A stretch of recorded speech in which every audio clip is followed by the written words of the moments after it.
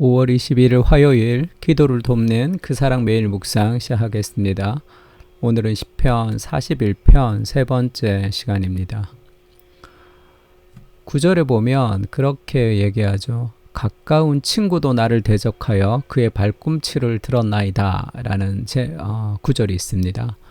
그래서 오늘 제목이 가까운 친구도 대적하여 라는 제목인데 9절에 보면 내가 신뢰하여 내 떡을 나눠 먹던 나의 가까운 친구도 나를 대적하여 그의 발꿈치를 들었나이다. 이 발꿈치를 들었다는 것은 나를 굉장히 강하게 대적한다는 뜻이고, 그냥 단순히 이렇게 뽀뽀를 한다, 발꿈치를 들어서 키스한다는 그런 의미라기보다, 우리가 이제 캔 같은 거 마시고, 콜라 캔을 마시고 이렇게 발로 이렇게 발 뒤꿈치로 확 밟잖아요. 그런 느낌도 있습니다. 그래서 내가 신뢰하고 어릴 적부터 나를 그렇게 좋아했던 가장 가까운 나의 친구가 나를 배신하는 경험들을 이제 얘기하고 있습니다. 이것은 믿음과 상관없이 일어나요. 같이 함께 일했던 사람일 수도 있고 가족일 수도 있습니다. 또 같은 교인일 수도 있고 같은 어떤 직업을 가진 사람일 수도 있겠죠. 그러나 정말 마음을 나누었던 사람들로부터 우리는 배신을 당하는 경험들을 가질 때가 있습니다. 이럴 때 우리가 생각해야 될 것은 그가 나쁜 인간이어서 그런 것이 아니라 이것 자체가 타락한 인간의 본성이라는 그 생각을 좀 가질 필요가 있습니다. 내가 아무리 잘해도 이런 일들은 일어나게 돼 있어요. 그래서 우리는 정말로 아무리 노력을 해도 내가 누군가에게 상처를 줄 수도 있고 누군가로부터 상처를 받을 수도 있는 그런 타락한 한계 안에서 살아가고 있다는 것을 이해할 필요가 있습니다. 그래서 내가 진심을 다하면 그가 진심을 다해 줄 것이다 라고 생각하는 것은, 그것은 좀 순진한 대인관계라고 생각할 수밖에 없겠죠. 아무리 잘해도 이런 일들은 일어날 때가 있습니다. 그때 우리가 어떻게 해야 되는가? 이렇게 가까운 친구가 자기를 대적할 때 우리는 인생이 무너지는 것 같은 그런 경험을 할 때가 있습니다. 그때는 다윗처럼 우리가 기도를 배울 필요가 있습니다. 그러하오나 가까운 친구가 나를 배신하였으나 주 여호와여 내게 은혜를 베푸시고 나를 일으키사 내가 그들에게 보응하게 하소서. 이것은 개인적으로 복수하게 해주십시오. 그 인간이 망하게 해주십시오 라는 단순한 개인의 복수를 넘어서 이런 억울한 일들이 일어났을 때 하나님이 공의로 판단해 주십시오 라는 이 개인의 어떤 복수라기보다 세상의 공의를 위한 그런 기도라고 할 수 있습니다. 너무 억울한 일을 당했는데 이것을 공정하게 판정해 줄 하나님의 정의가 없다면 세상은 힘있고 나쁜 사람들에 의해서 장악되겠죠. 내 원수가 나를 이기지 못하니 주께서 나를 기뻐하시는 줄을 내가 알았나이다. 내가 보응하며 내 원수로부터 승리하게 해주십시오라고 왜 이렇게 기도하겠습니까? 개인적으로 복수할 수 있으면 복수하겠죠. 그래서 이것은 사적 복수가 아니라 하나님의 공적인 판결로 이 땅에 공의와 정의를 이루게 해달라고 하는 기도입니다. 그래서 우리가 여러 가지 억울한 일을 당하고 힘든 일을 당할 때 우리의 마음 속에 있는 그것을 그대로 기도할 수도 있습니다. 악한 자들이 멸망하고 선한 자들이 잘 되는 세상이 정의로운 세상이죠. 그런 이 비정의적인 세상에 상식과 뒤틀어지는 하나님의 정의가 이루어지지 않는 세상 가운데 하나님의 정의가 이루어질 수 있게 해달라고, 보응할 수 있게 해달라고, 악은 악대로 판단될 수 있는 세상이 될 수 있게 해달라고 우리는 기도할 수 있습니다. 단순히 개인의 억울함을 넘어서 이 세상을 향한 공의로운 세상이 될 수 있도록 우리가 기도하는 거죠. 그리고 그렇게 기도하면서 우리는 하나님의 회복을 기대해야 합니다. 그래서 주께서 나를 온전한 중에 붙드시고 영원히 주 앞에 세우시나이다, 이런 표현이 있죠. 이스라엘의 하나님 여호와를 영원부터 영원까지 송축할지로다. 아멘 아멘. 이스라엘의 하나님을 영원부터 영원까지 내가 송축하겠습니다. 아멘 아멘. 이것은 감격 가운데 부르는 찬양이라고 해야 되겠죠. 왜냐하면 그것을 하나님이 이루어 주실 것이라는 삶의 확신이 그의 삶의 어떤 오늘의 억울함을 이기는 기쁨이 되게 하는 거죠. 인생에서 가까운 사람들에게 배신을 당할 때 참 힘들고 어렵지만은 그것을 회복하는 어떤 두 가지 비결이 있다면, 먼저는 그리스도가 나의 아픔을 이해하시는 분이시다라는 그런 내적 확신입니다. 요한복음 13장 18절에는 지금 우리가 읽었던 이 시편을 그대로 인용하죠. 예수님이 내가 너희 모두를 가리켜 말하는 것이 아니니라.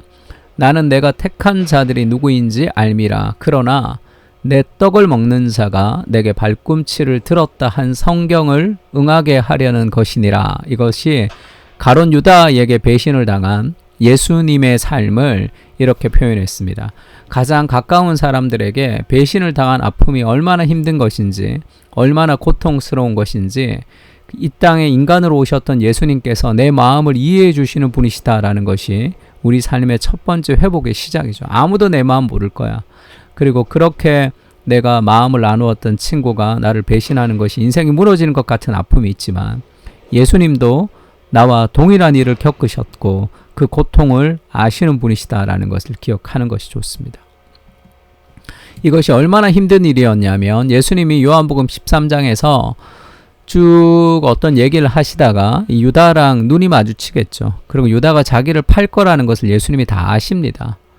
그러면서 예수님이 이야기를 쭉 하시다가 갑자기 너희 중 하나가 나를 팔리라 이렇게 말씀하시는데, 그것은 이 중에 내 팔놈이 있어 이렇게 누군가를 지목해서 공격하는 것이 아니라 다른 이야기를 쭉 하고 계셨어요.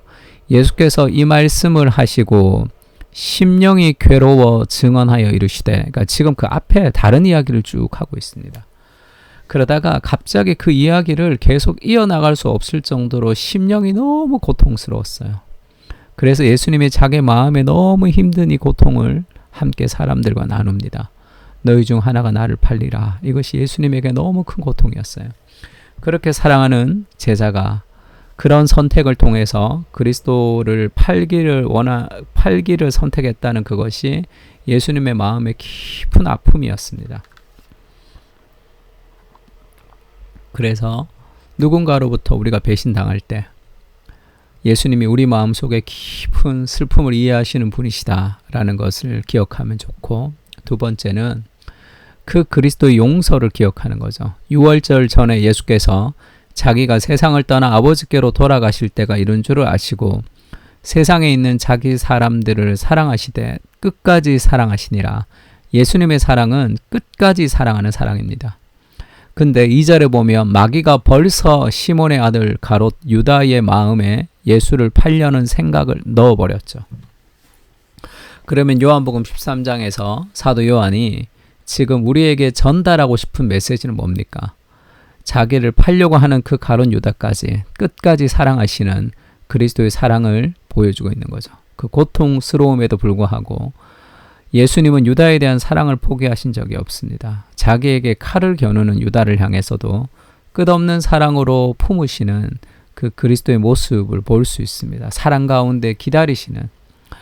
그리고 우리가 누군가의 배신을 우리가 경험하면서 또 이해해야 될 것은 내가 이 유다보다 더 나쁜 인간이었죠. 그리스도를 십자가에 못 박았고, 그리고 그리스도를 배신하고 그리스도를 알지 못하던 그런 영혼이 죽은 자, 하나님을 대적하는 그런 죄인으로 우리는 태어났습니다. 이런 죄인을 끝없는 사랑으로 사랑하셔서 용서해 주셔서 우리가 지금 예수님을 믿고 있는 거 아니겠습니까? 그러니까 그리스도가 나를 어떻게 사랑하셨는지를 깊이 이해하면 우리가 우리를 향해서 그렇게 배신했던 사람들의 삶을 조금씩 더 이해하며 예수님을 닮아갈 수 있는 것이겠죠.